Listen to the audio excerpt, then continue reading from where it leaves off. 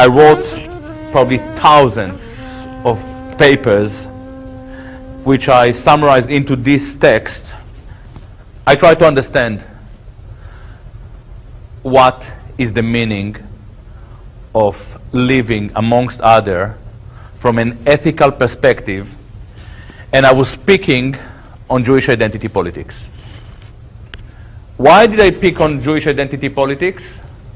Because I understand it, because I was raised in the Jewish state as a Jew, and I definitely regard for a very long time Israel as the biggest threat to world peace.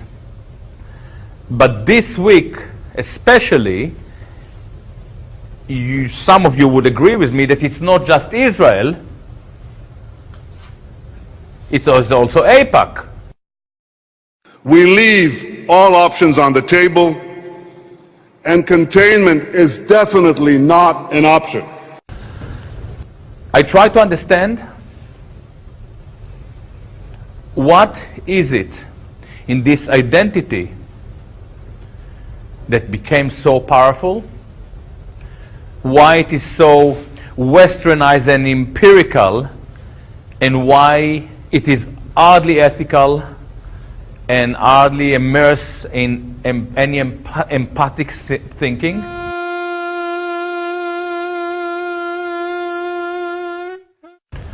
I try to understand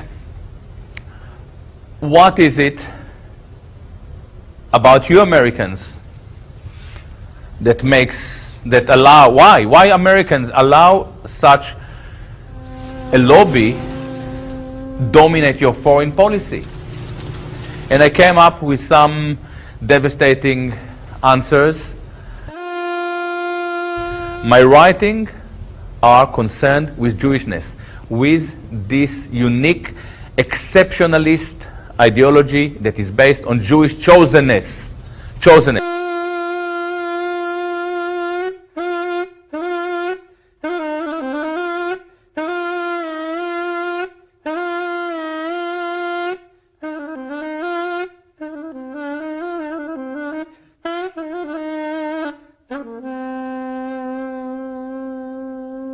Now it is very interesting because everything that I say about Israel and Jewish identity politics can be applied to America. America is an exceptionalist place. Since that date, in 1945, the United States of America has bombed the following countries: China in 45 to 46, Korea in 50 to 53, China in 50 to 53, Guatemala in 54, Indonesia in 58, Cuba 59-60, Guatemala 60, Congo 1964, Peru 1965, Laos to 64 to 73, Vietnam 61 to 73, Cambodia 69 to 70, Guatemala 67 to 69, Grenada 83, Libya 86, El Salvador throughout the 80s, Nicaragua throughout the 80s, Panama 89, Iraq 91 to the present, Sudan 98, Afghanistan 98, Yugoslavia 99, and then Afghanistan and Iraq again. It's well between 12 and 15 million people directly killed by U.S. bombing, and they have the audacity to talk about terrorism? Everything that Israeli does, you do. And here there is something even slightly more worrying, that everything that Israel does to the Palestinians, you are actually doing now to your own people. And this is why this society is so segregated, and this is why you need 30,000 drones in the air.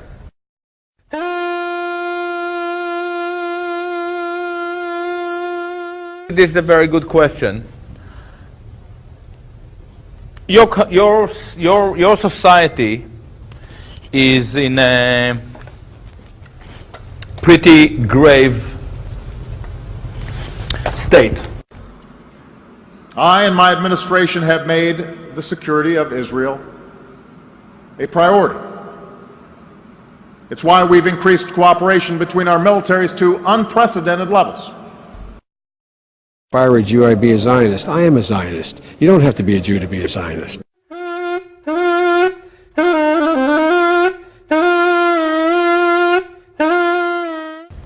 But there is something that you can clearly do in spite of the fact that this window is narrowing rapidly.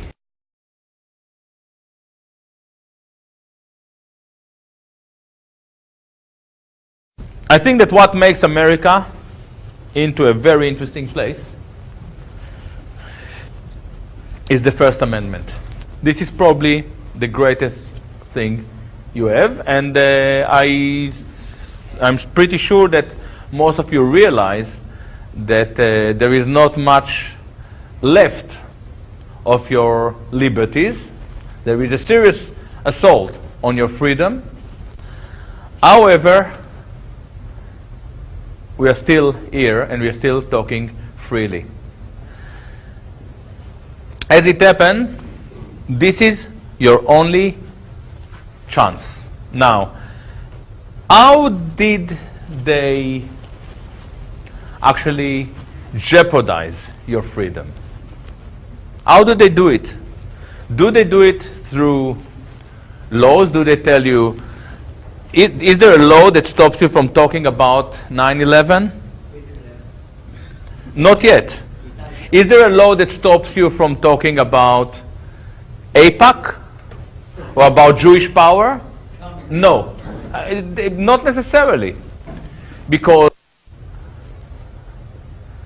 what they did very successfully is pepper us with a mechanism that made us self-censoring ourselves. Most of us know what we are allowed to talk about and what we should never mention. Now, this is very clever, but it is also very dangerous to those lobbies that promote self-censorship. Let's talk about the Jewish lobby. By the way, you're not even allowed to say Jewish lobby. Here I'm saying it, Jewish lobby, low camera, Jewish lobby. So this is a kind of a liberating experience. Jewish lobby. Yeah, you have to learn how to pronounce the J. Because it is a Jewish lobby. It's not an Israeli lobby. And it doesn't even necessarily represent the Israeli interests. The Jewish lobby is a lobby of run by some very rich American Jews. It is not a representative of the Jewish community. It wasn't elected to represent the Jewish community, but it is a lobby that represents some very rich Jews that are basically looking after their own interest, own business interest, and Israel is just an instrument for them. We have to learn to criticize, to get over this political correctness issue, to really celebrate our freedoms. Why? Not just because we want to be free for real, because we are humanists, and because it is also very important that we do it for the Jews, for our Jewish brothers. Why? Because it is very clear that the Jewish American community cannot restrain AIPAC. And they definitely didn't manage to restrain their AIPACs in Weimar Republic in 1920s. The situation in Germany, in America today, is not different from the situation in late 1920s Germany. They bring a disaster, a total disaster on themselves. If in 2003 it was clear to some of us that the Jewish lobby and some Zionists within the administration were pushing for the war against Iraq because Iraq was the last enemy of the Jewish state in the region, it was so clear to us that it wasn't about WMD, it wasn't about oil. Check out the prices of oil so you know that I'm right. It was an attempt to destroy Iraq, which was basically strategically, it was a very big mistake. Because now Iran is the biggest is the biggest power in the region. By the way, why was it a mistake? Because in Israel, you have some generals. You have some people who grow up like 30 years in the intelligence services before they become decision makers.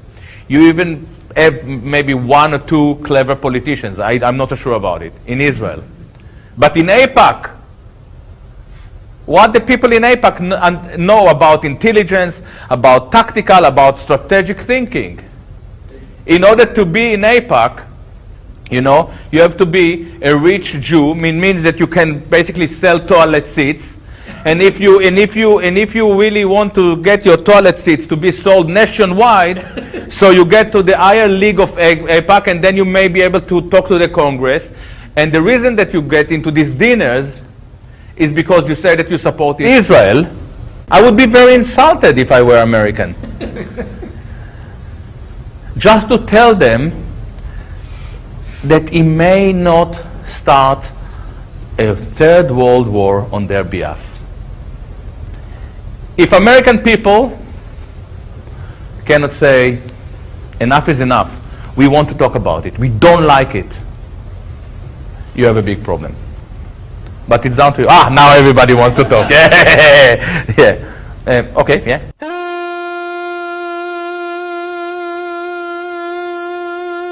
This is very simple to explain. Basically, every American political institute is competing on Israeli support. Why does it happen? It's very simple. 3 decades ago, the Israelis realized, or the lobby or the supporters, that American politicians are much cheaper than tanks. So they don't have to buy tanks anymore because we have your sons and daughters fighting our wars.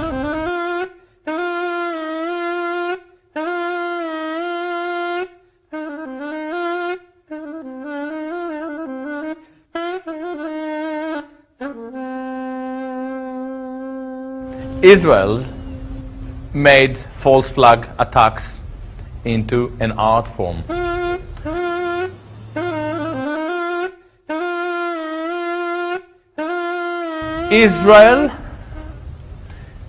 Israeli history is saturated with false flag attack. The case of Israelis operating in Egypt. It was an affair in the 1950s. Israelis planting bombs, not Israelis, sorry, Egyptian Jews planting, but operating within the Mossad, with the Mossad, planting bombs in American cinemas in Cairo, trying to create the impression of anti-American feeling and so on. Israelis are very proud of being so clever. They like it. It's not a problem. It means what is the motto? What is the motto of the Mossad? Do you know? By way of deception, thou shalt do war. By way of deception. Can you think of any other official, worldwide official institution that is proudly claiming to work by way of deception? I'm sure that the CIA is doing it, but they wouldn't put it on them as a motto. This is the motto of. No, the CIA says, "Seek ye the truth, and the truth shall make ye free." That's exactly. There's definitely something in the Jewish culture and the way the Jews interpret, the Israelis interpret their ethical code or the moral of the Bible. And by the way, by way of deception, it's taken from the Bible.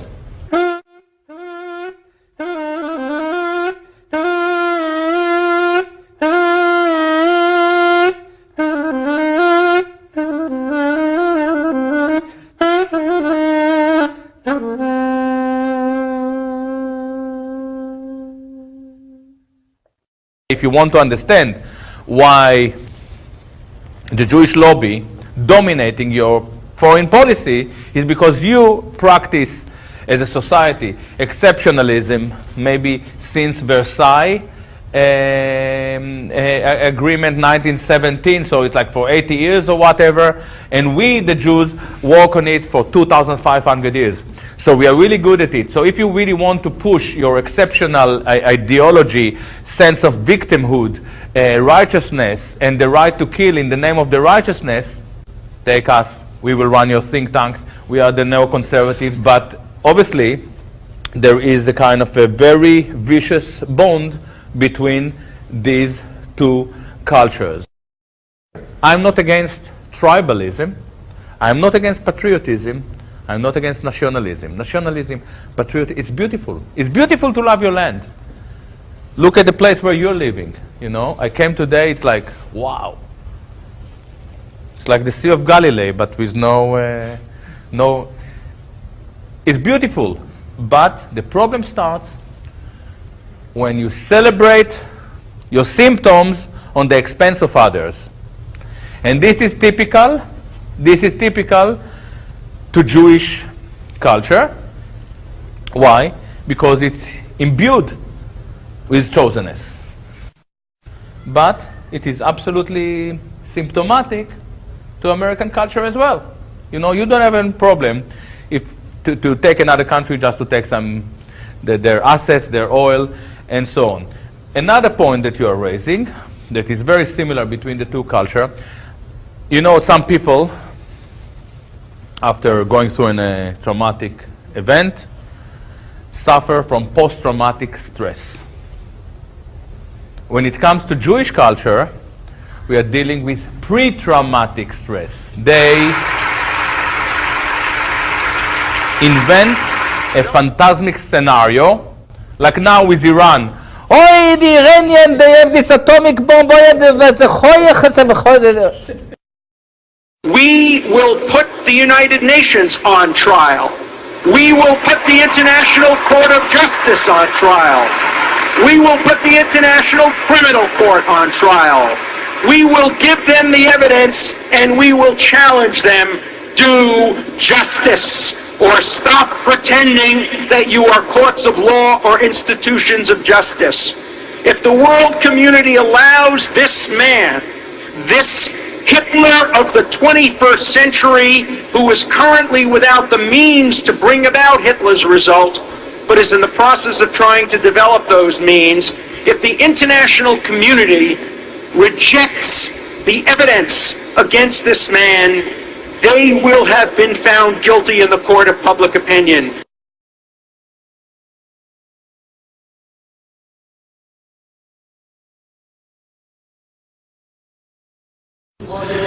Who used the mysterious September 11th incident as a pretext to attack Afghanistan and Iraq, killing, injuring, and displacing millions in two countries, with the ultimate goal of bringing into its domination the Middle East and its oil resources. If that's not an incitement to genocide, I don't know what is. And they're shouting, there is a tantrum. It's a dark, it's always up. And the meaning of it, it's a phantasmic scenario because the Iranians don't have an atomic bomb, and by the way, this is a big problem. I would really love Iran to have an atomic bomb tonight, because I can promise you that this would cool the Israeli down and the American. There was nothing. It's called power of deterrence. This would make the Israelis into a peace-seeking nation.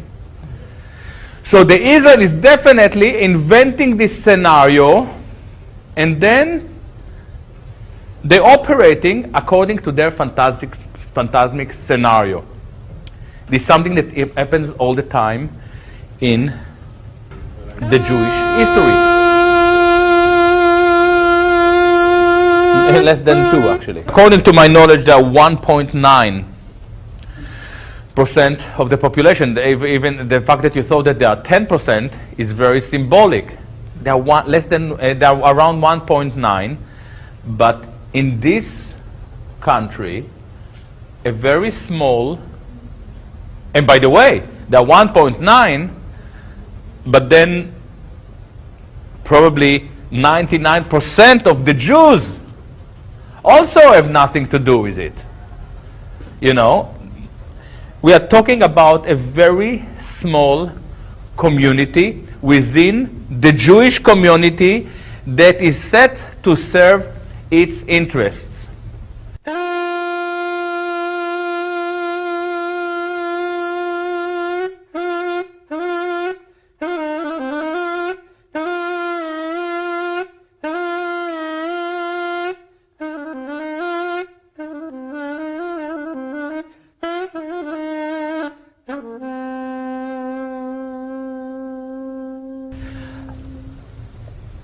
When I'm talking about the similarities between Weimar Republic and America today, I'm basically talking about a very small community that manages to take over a country and actually bring a disaster on its own community. And by the way, Germany was also destroyed. But German Jewry was destroyed, and Germany itself was destroyed. So by acting now, you may be able to save yourself and your Jewish brothers. Now, what really happens? We clearly see people who act in the name of the Jews, which is typical to Jewish discourse. Israel defines itself as a Jewish state. It commits all these crimes in the names of the Jews. If there are Jews in this room, are you, do you feel that Israel is acting on your behalf? Obviously. Israel wasn't elected by the Jews to act as it acts. And yet, there is another problem. Though we see some sporadic Jewish dissent voices, it is very clear that the Jews as a community cannot restrain its belligerent lobbies. Because Jews, as a community, have a very unique way to dismiss dissent. There was a guy, you heard about him, his name was Jesus. He had a slight problem with his brothers. He thought that they should universalize their love to their brothers. He said, we are all brothers. He said, we are all brothers. They said, no. Back. They finished him off. There is never any form of dissent allowed within this culture, which means that they are not going to save themselves. Now, frighteningly enough, there is some Jewish dissent. We have Jews for peace, Jews for death, Jews for Moshe, Jews for Chaim, Jews for Yosef, Jews against AIPAC. What these Jews are doing, do they really care about Palestine? Maybe, but I'm not so sure. I actually don't think so. What they try to do is to present a pluralist Jewish voice. So we think that the Jews are nice and everything is fine, and they actually there was now Occupy AIPAC. The people who run it were actually righteous Jews, but they were very clever in vetting the discourse. So there was one very important seminar there with Alison Weir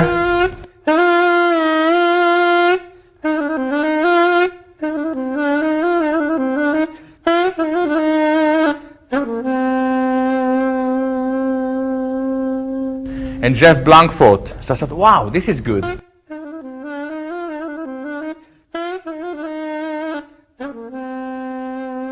But then I found out 2 days later that this wasn't part of Occupy AIPAC.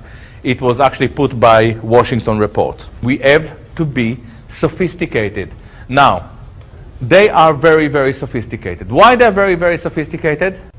Because you are really newborn in this discourse. They practice it for 2,500 years. This is something that most people don't know.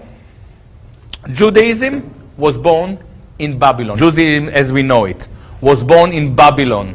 It was born in circumstances that were very similar to the moment of creation of Zionism.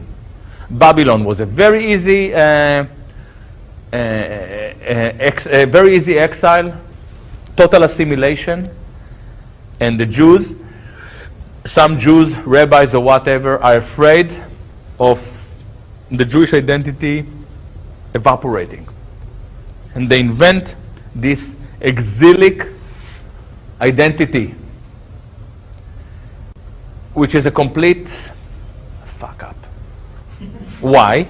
Because the Jews, every religion, Muslims, Christian, Buddha, whatever, people are connected always, try to find a bond with the land, with nature, with the people around them. No. If you are a Jew, you are connected with a different place and different time. All right?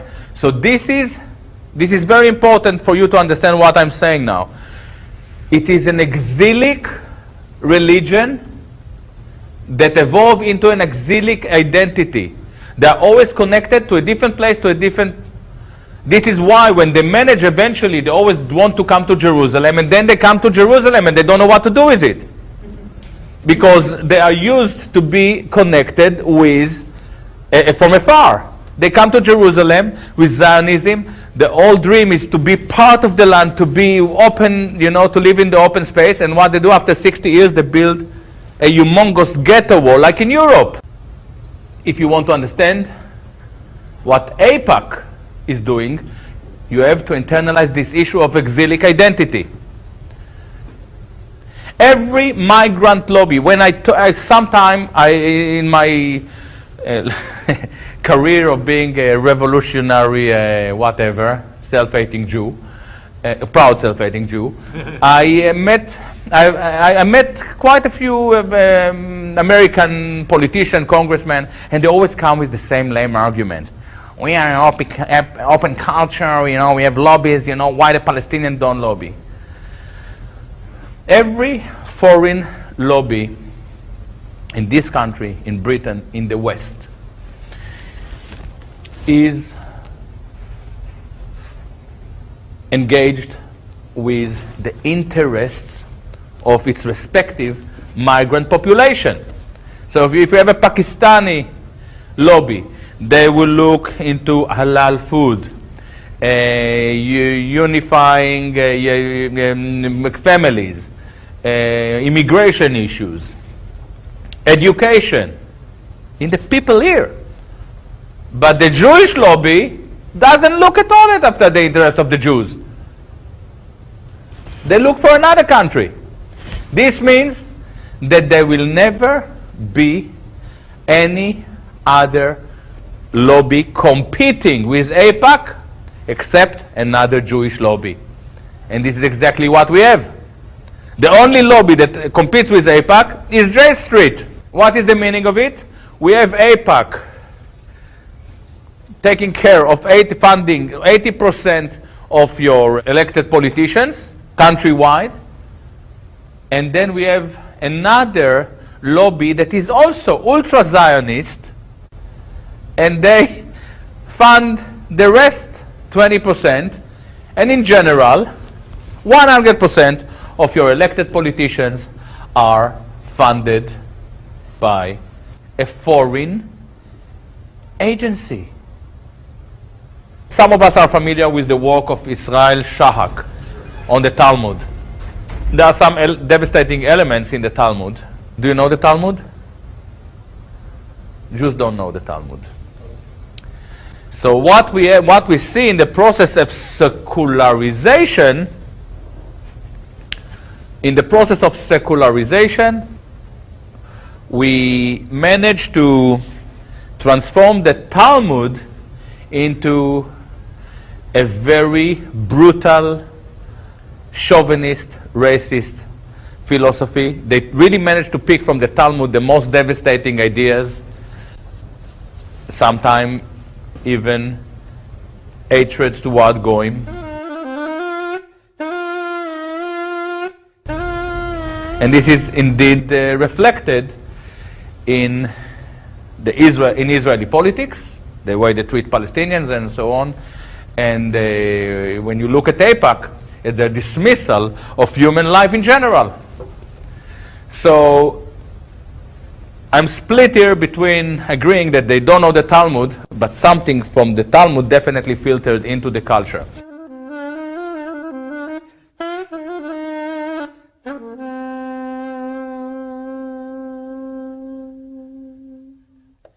There are two questions here. First, it's not just Holocaust denial. I'm blamed for being an anti-Semite, Holocaust denier, and a self-hating Jew.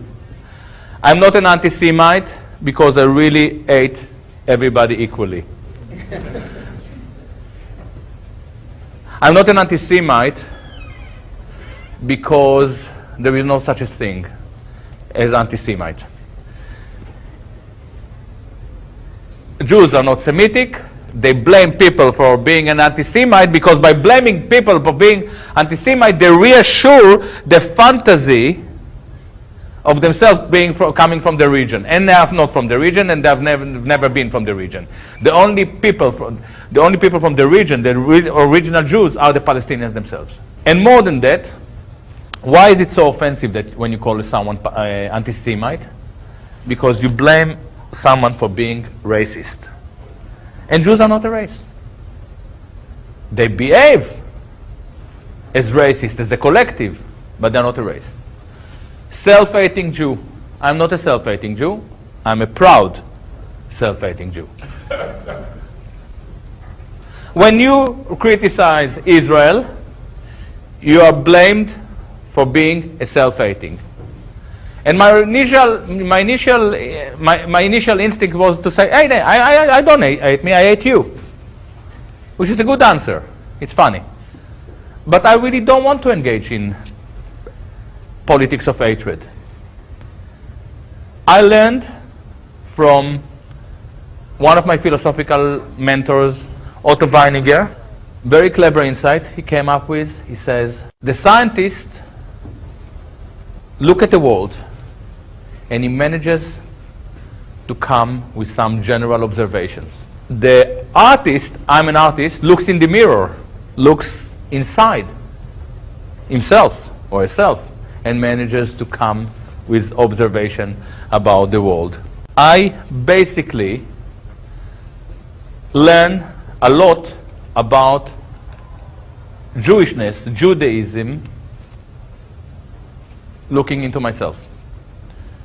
So I really don't like the Jew in me, but the question is, why is it that when I hate myself, so many Jews are offended? It's an interesting question. And now, Holocaust denial. Oi, my favorite subject. Yeah, listen, I'm playing in Germany, Austria, France on a weekly basis. My book coming now in France this week. It comes in Germany in 2-3 months. If I'm a Holocaust denier, take me. They're very strict about it. I argue openly that if Jews want really to move forward, they must look into their history. They must look in the mirror. And this is clearly something that they don't manage to do as a collective.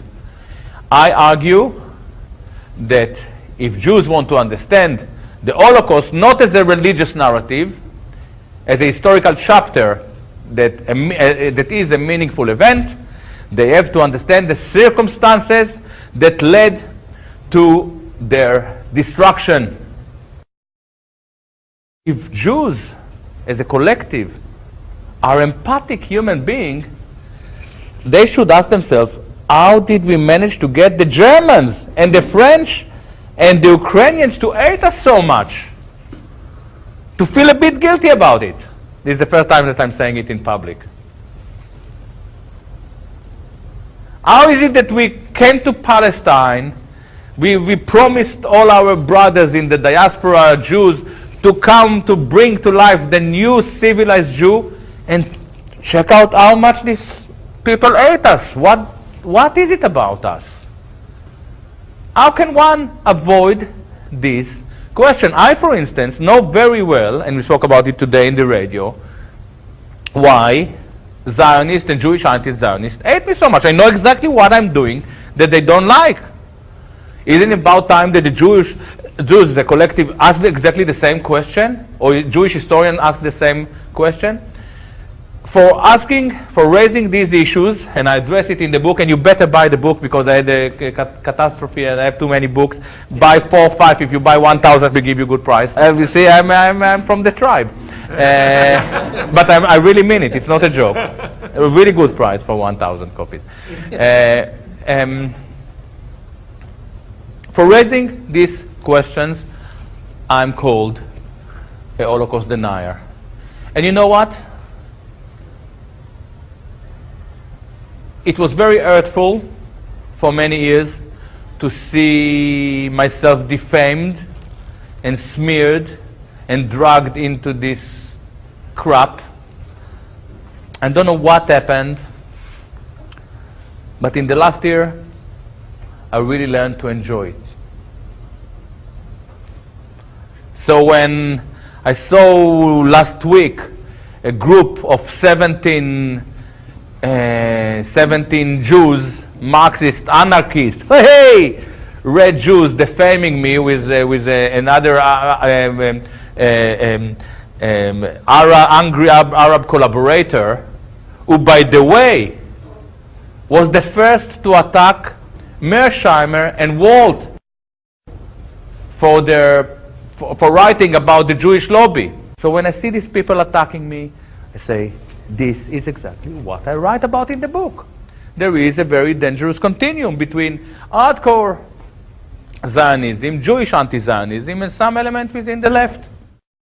It is definitely a forged document, but AIPAC is a mainstream news. Who needs the protocols of the elders of silly Zion? Who needs it? You know, you open CNN and you see your president, you know. The bonds between the United States and Israel are unbreakable. And the commitment of the United States to the security of Israel is ironclad. We don't need the protocols of the elders of Zion. What we see now is very interesting with AIPAC. Because until now, they really tried to control, to dominate American politics and to do it behind the scene. Now it's totally open, and they're pushing for a world war. We're making our most advanced technologies available to our Israeli allies.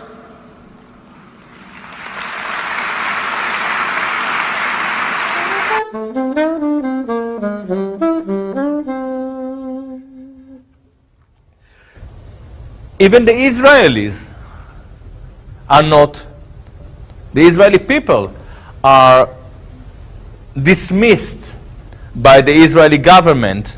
Now this is why we saw this Israeli uprising in the summer, because they don't have any place to live in. But 30% of Tel Aviv flats are empty. Why they're empty? Because they were bought along the years by rich Jews. American, French, British. Why? Because they need a Holocaust shelter. But what kind of people need Holocaust shelter? Do you have, Jim, do you have a Holocaust shelter? Do you have a Holocaust shelter? What kind of people need Holocaust shelter? People who know that they may bring a show on themselves. The Balfour Declaration was a 1917 declaration by Lord Balfour, British, who promised the Jews national home in Palestine, on the expense of the Palestinians. And we never learned in Israel what happened there. Why the British decided to give a national home to the Jews? When we asked, they came up with a very simple answer. There was a guy, Chaim Weizmann, who later became the first Israeli president. He was a very important scientist, helped the British war effort, and they really wanted to give him present. This is a beautiful story, beautiful Jewish story. You see, we are so clever, they don't know how to we save them. No, British don't give a state to scientists. They may give them a castle in Scotland. All right? Nonsense. Crap. Only when, maybe 6-7 years ago, I learned from actually an Israeli author, Amos Elon. I really highly recommend this book about the German Jewry if you want to understand what was going on there. It's called The Pity of It All. Apparently, the British government realized that they were not going to win the war. It was very clear in 1917, unless the American join in. They don't know what to do. And because apparently the British ambassador in Washington writes a telegram saying, sorry guys, there is a Jewish conspiracy against us in America. What was the conspiracy? Very simple.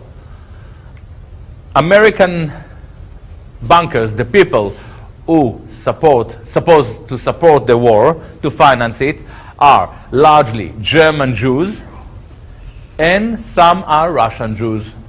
German Jews are the most patriotic Germans in the history of Germany. Russian Jews also loved the Germans because the Germans were fighting the Tsar, and the Tsar was an anti-Semite. The meaning of it was very simple, and this is the story. They didn't give money. Lord Balfour was very clever. He tried. He gave them a promised land. He promised them a land in the most beloved place on this planet for Jews, in Zion.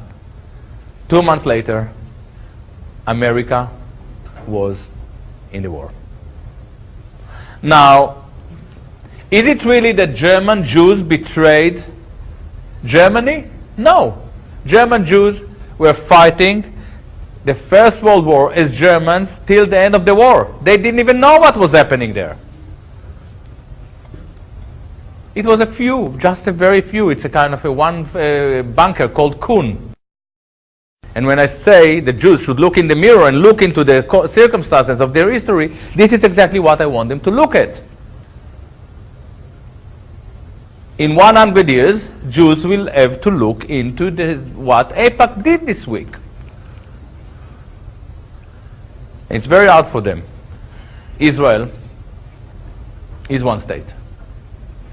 It has a natural border, sea, river, mountain, desert. It has one electric grid, one sewage system. It has even one international area code 972. But Israel is dominated. It is a one state that is dominated by moronic, racist, tribalist ideology, i.e. Jewish ideology. It is the Jewish state. This implies that Palestinians are not second-rate citizens because they have other discriminated Jews before them. The Russian Jews, the Ethiopian Jews, the Sephardi Jews, the Arab Jews, there are something like 7 or 8 rate citizens. The issue, this conflict, could have been resolved in just 2 minutes. All it would take for Benjamin Netanyahu or any other Israeli prime minister to stand up and say, hello everybody, I realize what is going on. It's pretty simple actually. We are 2 people, we both fight on the same land. We kicked quite a few Palestinians. We have now 7 million actually, Palestinian refugees. Everyone who wants to come back, Salam alaikum, yalla, come. This would mean that Israel, the Jewish state, for the first time in its life, in its short life, managed to establish a real, peaceful understanding and move toward reconciliation. Not just with the Palestinians.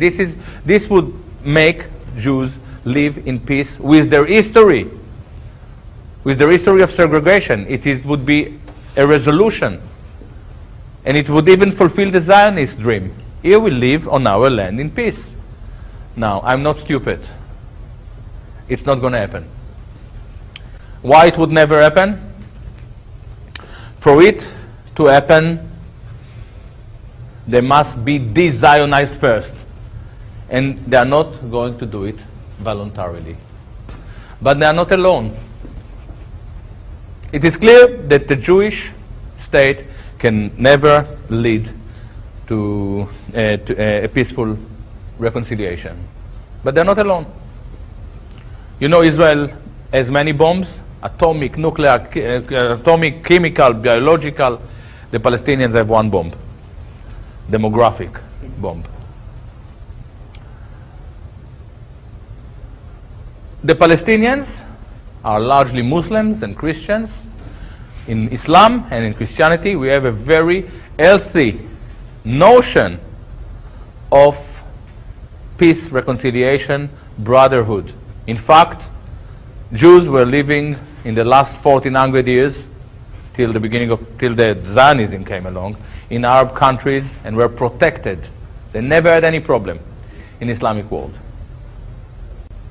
If anything, it is Palestinians who can lead this reconciliation, but the Palestinians cannot lead this reconciliation where they are occupied. But there is another positive news. When Israelis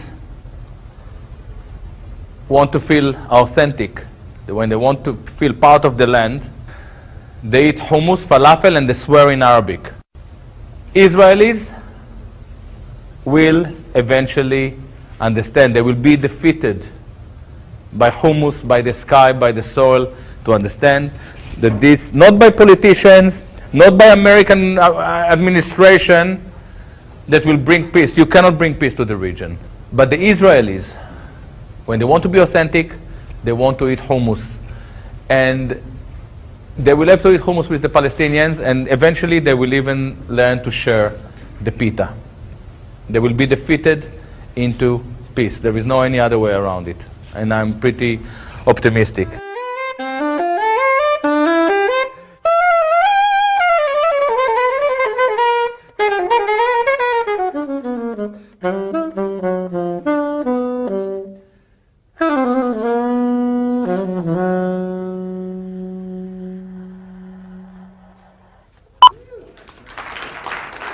Thank you so much.